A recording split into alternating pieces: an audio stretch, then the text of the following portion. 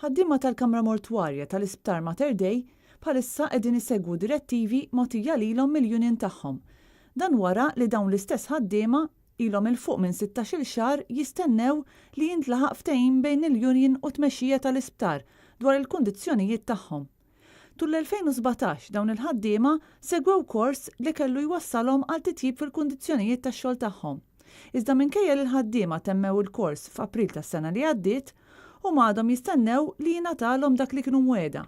Jidher li l-Ministeru qed ikaxkar saqajh biex jiltaqa' ma' rappreżentanti tal-Union dwar dawn il-ħaddiema.